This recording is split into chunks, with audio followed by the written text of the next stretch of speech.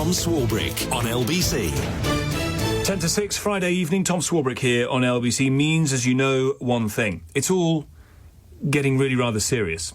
So we deploy our big guns. From Washington, D.C., Simon Marks, American Week. Tom, tomorrow is the one-month anniversary of President Trump's fateful decision to engage with Prime Minister Benjamin Netanyahu in war on Iran. And 1 month later, the president is still not able to provide a fact-based explanation for why the conflict was necessary.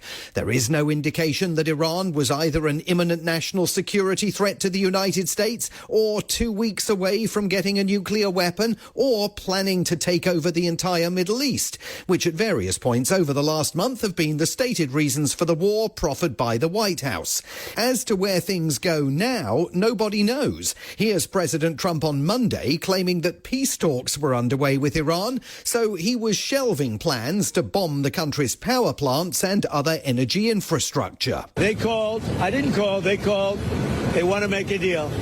And we are very willing to make a deal. It's got to be a good deal.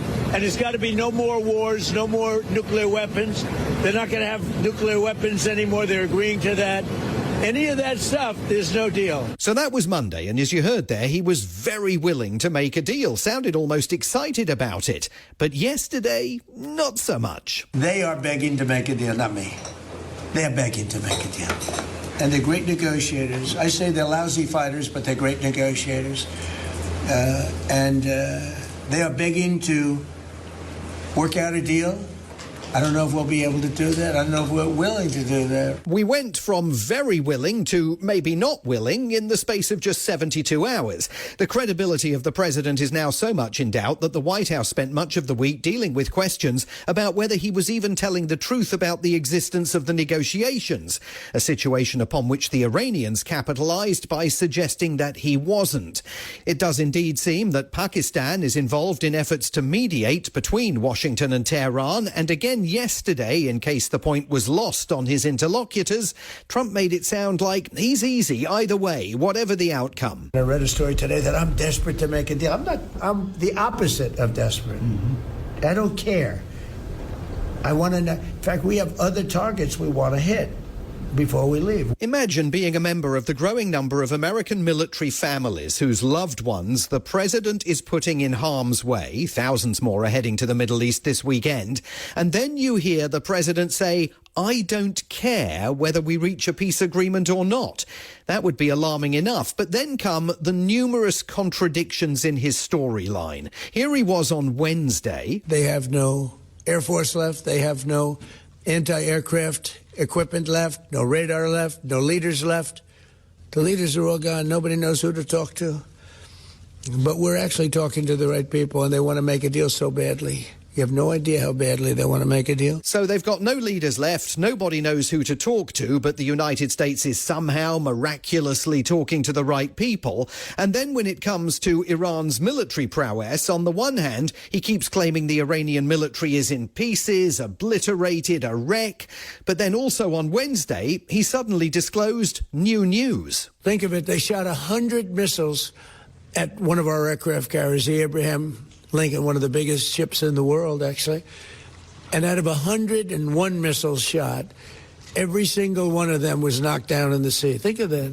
Think of what that means. Well, I'm thinking that means they've still got quite a lot of ballistic missiles, targeting assistance from the Russians, more drones on their way to Tehran from Moscow, and definitely a determination to continue attacking US bases and allies in the region and to maintain a chokehold on the Strait of Hormuz, because Iran knows the fewer ships that can transit the waterway, the more global economic chaos will ensue.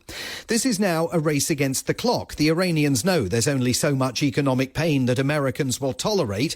This week alone, we saw one poll showing Trump with only a 25% approval rating for his handling of the economy.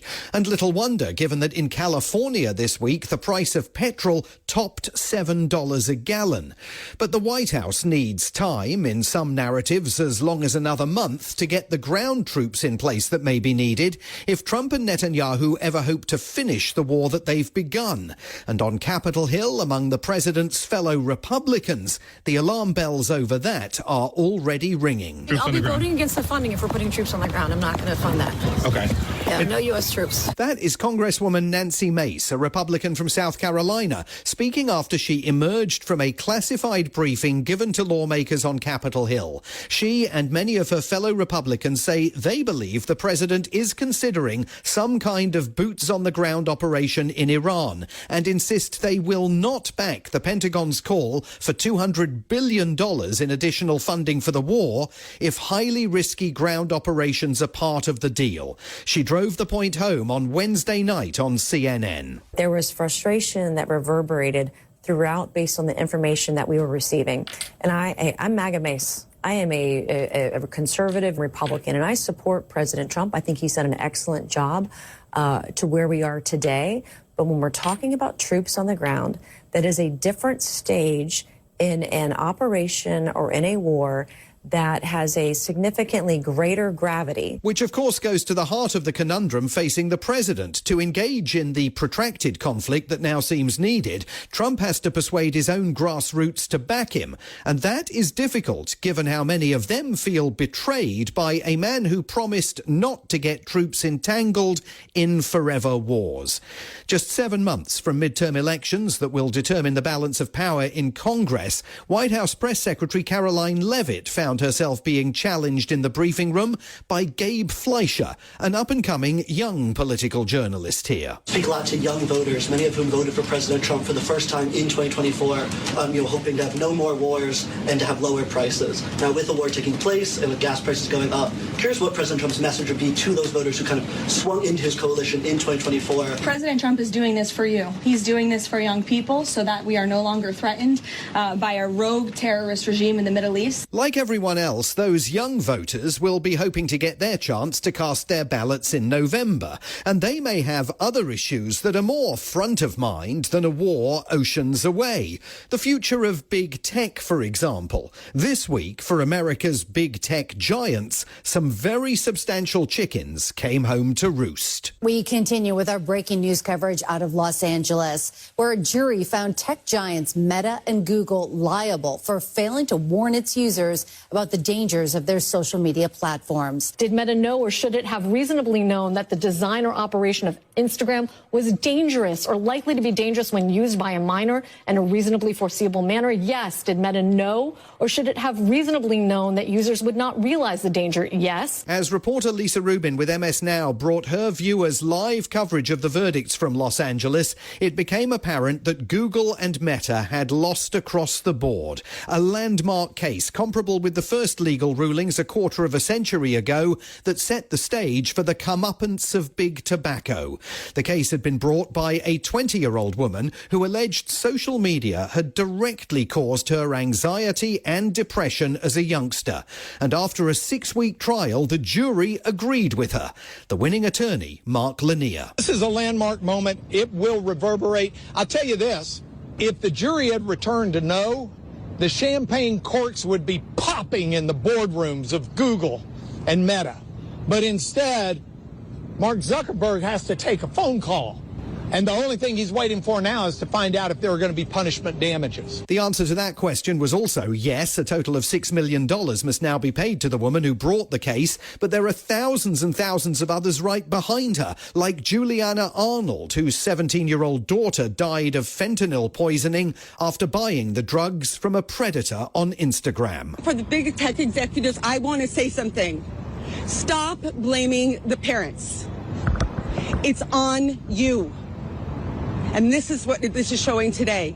And for parents, we now know that they were manipulating our children for profits while we were watching and trying to keep our families safe. And also, it is fair to say, while successive American governments were doing nothing to rein the tech giants in, just as they're doing nothing today to curb the excesses of the artificial intelligence industry. Although, at least in that regard, some Democrats are gingerly backing efforts to regulate AI, even if Joe Biden and Kamala Harris notably made no efforts to do do so during their 4 years in power. I want to end this week by going back to today's president, because his 90-minute cabinet meeting yesterday, which is not really a cabinet meeting, just a televised gathering of top officials who then massage his ego with baby oil, featured a threat about which I suspect we are going to hear more. For the first time yesterday, he indicated that because of his fury over NATO's refusal to join the war on Iran, if the UK or any other NATO country is invaded by Russia, the United States may not come to their allies' aid. I'm so disappointed in NATO because this was a test for NATO. This was a test. You can help us. You don't have to, but if you don't if you don't do that, we're going to remember.